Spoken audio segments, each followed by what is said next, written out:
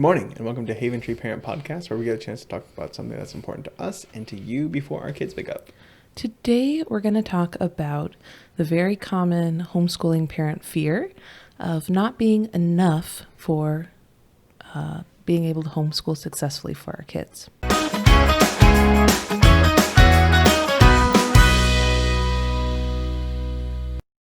Right. So like you said, today we're going to talk about something about not being enough, thinking we're not enough to homeschool and, take care of the education for our children. So I would like to hear your thoughts on it, because I know it's probably what everybody is thinking when they look at it in the first place. They're like, I can't do this.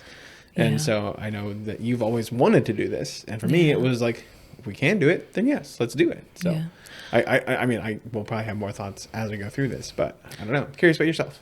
So I think that it's something that is pretty common. Even as we've done homeschooling for a long time, I still feel that way. And for a lot of different reasons, So certainly it's something that as you start homeschooling, that fear or that stress is really overwhelming, but it doesn't exactly go away either. And I think really the most important thing to remember is that your kids are unique. Each of your kids is unique. We've talked a little bit about parents who shouldn't homeschool, and we've talked a little bit about some of the struggles I had early on with Adri specifically, and thinking that I was not meeting her needs or not teaching her the way that she needed to be taught. But it's also important to remember that it's not only dependent on you and your choices. It's also the fact that our kids are really cool and unique. And while that is frustrating when we're trying to teach them to read, or when we're trying to teach them, their multiplication facts or whatever, that's also in many cases, that's part of the reason that we choose homeschooling in the first place. And so even in the day-to-day that's frustrating, it's also the whole point, So I think, with homeschooling, it's really important to remember that it's okay to go at your kid's pace. It's not a race. It's not about keeping up with, first graders in the public school. It's not about keeping up with your neighbor that's homeschooling as well. Your kid is unique. And as long as you're not putting them in front of a TV all day or whatever, which I would kind of give most people that are listening the benefit of the doubt about that, because if they're going to listen to us yammer on for 20 minutes about parenting or homeschooling, obviously you care enough that you don't want to be the parent that puts your kid in front of a TV all day, right? So plug, hit the subscribe button now, follow, and like this and all that. So, so I kind of give the benefit of the doubt there to some extent, that people that are listening to us are people that presumably want to do the right thing for their kids, and they're genuinely stressed about trying to figure out how to do that. You're not wrong, because that's what I think. I don't know. I really need to bring a pen down here and just sit here and write notes as you're talking, because I do better that way. But no, there was definitely some research to this factor when it said one thing. It was for parents that are going to get into homeschooling or distance learning with their kids. There's the expectation is that you love your child and that you want them to succeed. And so versus a teacher that's, paid to help these 10, 20 kids, whatever, and, they might love some of the kids or all the kids or whatever, but you love your own kids differently than you love a group of kids. So, there's a lot of focus there because you want them to succeed. You want them to do well. You assume they're getting good grades and getting the right education when they're at school, and you see those results. But when you're actually trying to push a point to them to help them be educated yourself in your home, that fear of being inadequate definitely comes up, because you're like, am I able to teach them this? Because there's a communication level there between their style of learning and what the teachers are taught to do versus what you might know to do to help your kid learn something, which is what, and probably step back from myself to answer the same question I asked you, is just, I don't know, I answer it more as I always wanted to be a parent to share the skills and things that I learned or wanted to know about and didn't. And I always, I'm hoping that I can share all those things that I thought I would share with my kids as they get older. A lot of it for me is they're not old enough yet to understand this, so I can't do that yet, because, they need to learn how to read and write and do all these other things first, before I can share all of the deeper, my love of history and other aspects of I don't know, science and stuff like that. So that they're not ready to understand phenomenologies of. But, you know, I'm looking forward to that day, definitely. And the foundations that we're laying now with us being their in-home educators and homeschooling them, will hopefully just help them hear us and have that conversation. Yeah. Well, I think that, you know, to some extent there is something really cool and beautiful about that. You know, quite frankly, I have been a homeschooling mom for 5 years.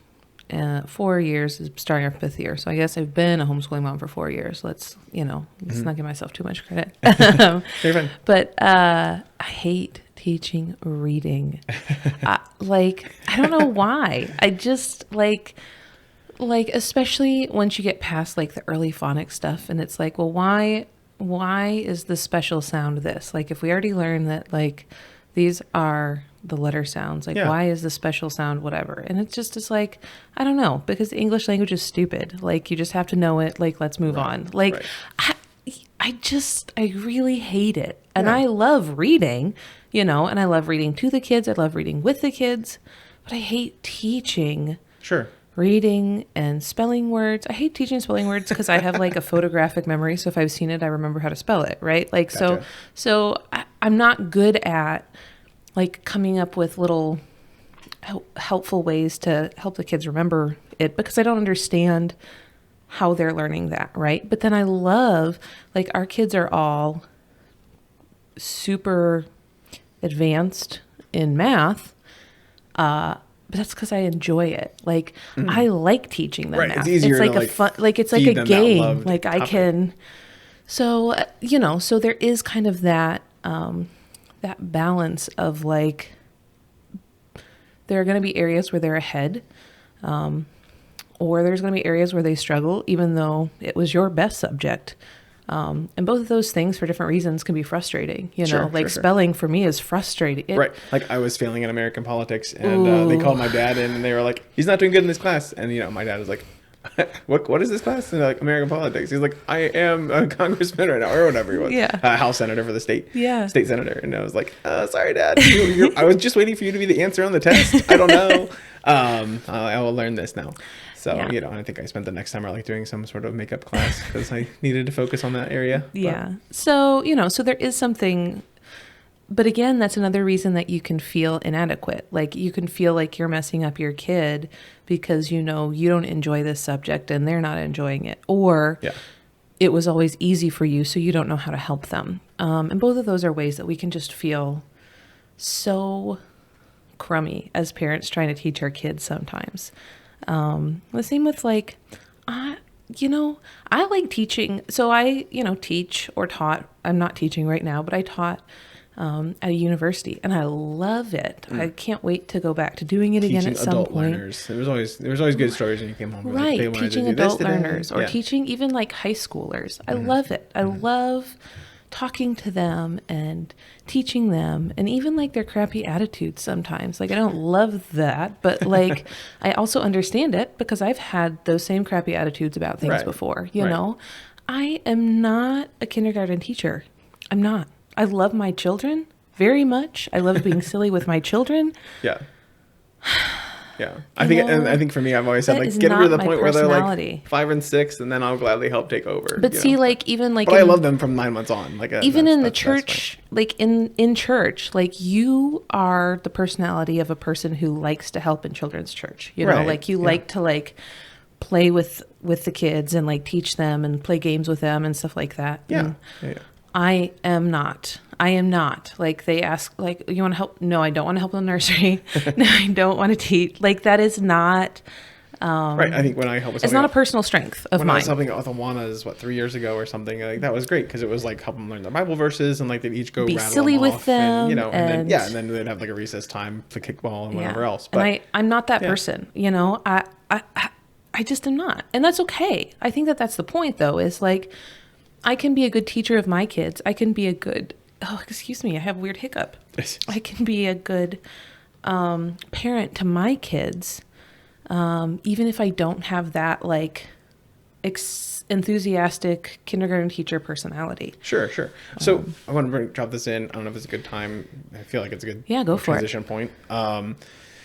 So I saw a thing yesterday from a guy that really heavily talks about just being, becoming the man you're supposed to be type of thing. And his question was more specifically to like boys and like all these boys that are about to start doing homeschool with their parents. Yeah. And he was like, what is your perception of how you want your son to learn from you while he's learning from you at home? Right. And I thought it was a really great question. I was really excited about it. And I mean, obviously take it both ways and go with boys or girls. How do you want your daughter, how do you want your son to learn while they're homeschooled with you? Like from you, how are you going to teach them best? And I was like, this is a really great question. I really like this. Yeah. So I answered it and I was just like, well, when Saya started school with you at home, like that was his transition point. Cause you guys, I mean, we've talked about it already throughout the last few podcasts. Like the relationship wasn't great, but once he started school, it was terrible. Once he started school with Katie, it was like, bam, connection, interest in education, interest in being mom's best friend and learning more from her. And it was like that bond just grew. And still, I mean, I think all summer long, I sort of been like, we've been having fun. But like now that they're back in school, like they're both like, yeah, let's go do school today. You know, and him and her are the first two that are like, let's get set up, let's get things going.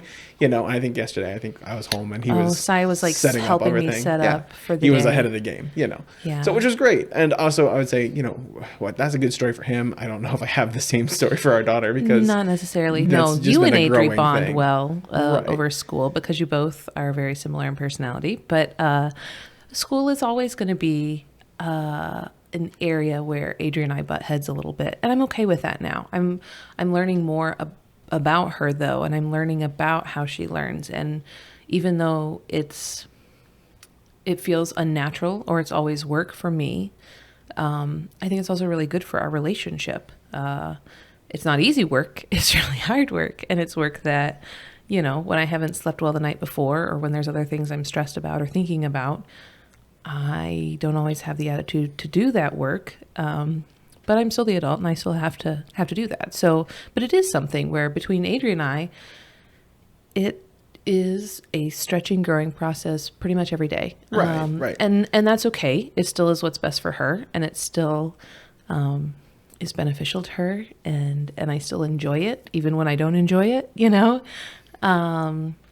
But it is definitely a very different dynamic. And I think that that's okay. And I don't think that there's anything wrong with that or wrong with you as a parent when it's hard. Yeah, no, I agree. And I think one of the other responses to the question, because I was the only one that responded with our story, but the other guy was just like, what?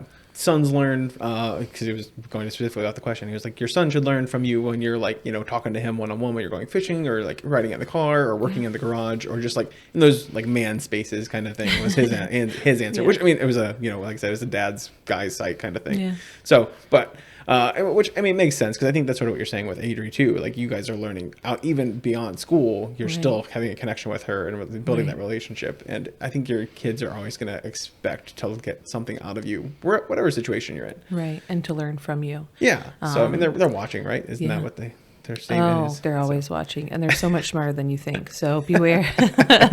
They're picking it all up. Yeah. Even the things you don't. Adri yesterday, she was like, "I think I know everything," and I was like, "I think you know a lot more than you should, but you're not quite there yet." Yeah, I think we got a long way to go still. Yeah, so I'm glad you feel confident, but we got a long way to go. So she still wants to learn how to drive. She's like, "Let me drive this thing." Yeah, yesterday she was like, "I think that I'm old enough to learn how to start fires." It's like, I mean, that's pyro already. I told her, I was like, once the temperature isn't 80 degrees, I would gladly start a bonfire for you with you, but not right now. So not enough. Like, so, you know, some parents feel like they're not smart enough or they're not educated enough. You don't have to have a college degree to be able to teach your kids well, you know. They might feel they're not enthusiastic enough. They might feel they're not patient enough. They might feel they're not creative enough or organized enough. Not creative enough is one that I struggle with, and not enthusiastic enough. Those two in particular, those are like, I feel like there are days that, especially like on Thursday, by Thursday, the kids are like, how many more days of school do we have? And that's like, on. Yeah. And I just feel like very bland with them and like, come on, let's get the next paper done. Come on, you know, you guys know how to do this. And, you know, so like, oh yeah, when Saya gets to his writing page, he's like, and shutting down. I'm like, come on. I wish that I could, you know, spice it up or like make them excited. And like Saya, the other day he was like, my teacher on my videos, she's a cheerleader. And I was like, and you know, he's in first grade. Like, Yeah. again, his teacher very much has kind of that kindergarten, first grade, like enthusiastic teacher personality. Sure. Which I do not. You know, and You're like, adult learners, here's the lecture. right. Go. And so But- it's like, there's like a little part of me that was like, I'm not doing that very well, you know? And again, like that little sneaky, like, am I really enough to do this? Am I the right choice for my kids? Or, you know what I mean? Like just sort of that insecurity. Yeah. But I think that is just, it's part of parenting, you know, when you bring that baby home for the first time, you think like, I don't know if I can keep this thing alive. Like it demands everything from me, right? How do you give it a bath, you know? And so the same to some extent is kind of true with homeschooling, where you're not sending your kid off for 2/3 of their waking hours most of the year to have somebody else teach them. You're keeping them home to do that yourself. And again, there sort of is that dynamic of sort of pushing back against the norm a little bit and not doing what the majority of people do. And, you know, having parents and people question that choice and, you know, which is something that we talked about pretty recently, just a couple weeks ago. Right. And I, I'll say it again because we mentioned it before, but what we used, were you calling FaceTime with Nana or Grammy or whoever to like get some extra reading help as far as like having to read with 4 different kids and just listen to each one read. And that's nice too, because I think you could also utilize that resource for like a subject that you didn't feel strong enough or confident in. And, you know, I think there's definitely a bunch of online tutors. There's so type stuff many options that you like could, that. you know, sign yourself up for. If there was like, if you didn't feel confident with like a science or whatever subject that your kid might be going into that you don't have any basic knowledge on for yourself. I mean, I think there's definitely resources that are out there and could be utilized. So I don't be scared to look into those. And hopefully they're not, you know, trying to charge an arm and a leg, especially while everybody's trying to figure this out. So I would agree. Hopefully there's a good source of. There's so many out there. There's so many out there. You know, if you're a parent who has a kid that's genuinely struggling, there also are options through the school. You know, if you have a homeschool student, but they are dyslexic, for example, you can get them on an IEP and have funding to have a tutor paid for through that IEP, and there's like the John Peterson scholarship. Even if it's, you know, twice a week for 30 minutes, that's still a good amount of lecture focus time. That's a huge amount of time that you're benefiting getting from extra support. If you can tap into that, definitely go for it if you need it. So there are lots of those resources as well if you're genuinely struggling in an area, as well as some of those other things that we talked about before, like a co-op or like things like that. But I was gonna say, I think there's lots of. Well, I've heard that people are saying there's co-ops forming with people like trying to homeschool that are like trying to like figure out those weakness areas and be like, okay, well, you guys are good with science, we're good with history. We'll teach your kids history, you teach our kids science through FaceTime or whatever. To all our friends and family, when it gets to high school, I volunteer to be the like chemistry teacher and the algebra and calc teacher and the dissection teacher. That's my jam. That's what you want, huh? That is, and like I'm already like, why can't we get there yet with our, first graders? I'm like, let's learn about history and get into all these subjects. Well, and Adri's already. It's so funny. Like for her history test the other day, she was like, "Why are there so many names?" And I'm like, "Same. Like I feel ya. Like I don't know. It's better than remembering a formula for math. Who cares? Who cares?" So there is some of that. Boring. It is important, and it certainly is not something that we would neglect to teach our kids. But it's funny when I hear those things come out of my kid's mouth, and I'm like, right. But that reminds me of something else though that we read before for researching for today. Was that with homeschooling you're able to sort of create your own curriculum plan or, walk up plan for their future education. So like, if by the time they're, what some people said, like by the time they were 12, they know what they wanted to do or become. I don't know if I was one of those people, but if you were, then awesome.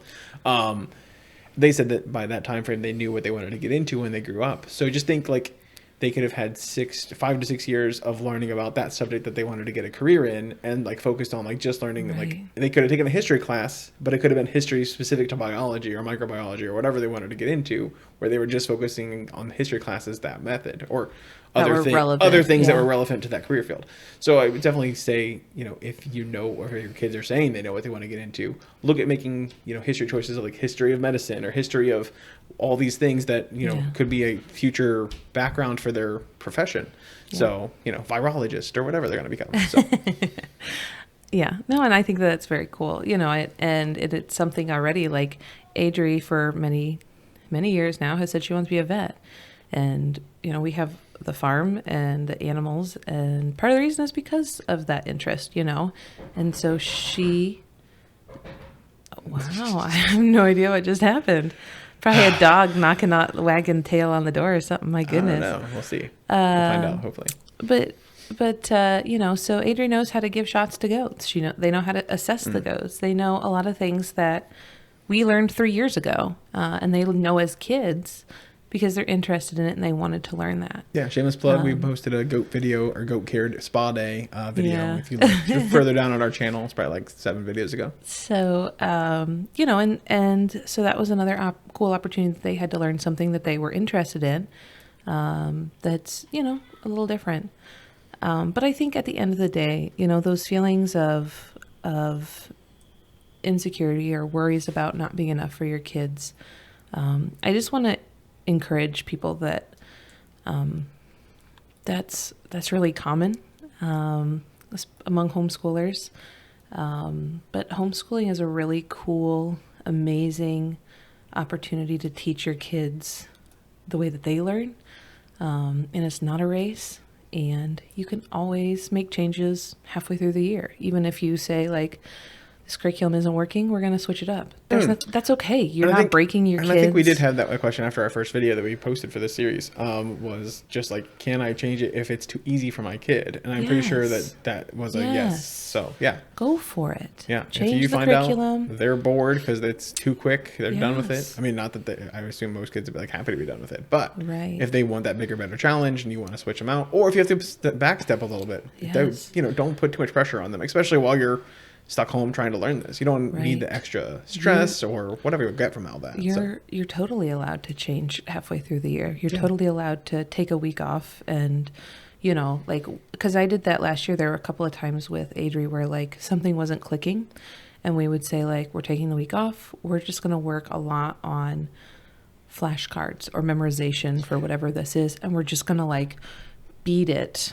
in, because who cares if we finish May 1st or May 7th. Right. That's not the end of the world. And that's okay. Yeah. Well, like I said, I think at the beginning, like you love your kid, you want them to succeed. So you don't want them to be stuck on something or push them through something just to get it done. You want them to actually, retain some of this or most of it, hopefully, and move forward. So it's definitely in your benefit to find out which way you need to go with that. Yeah. So, of course, as always, we'd love to hear from you. If there are other things that we haven't mentioned that are areas that you have struggled with or felt that you weren't enough, what's helped you to move past those?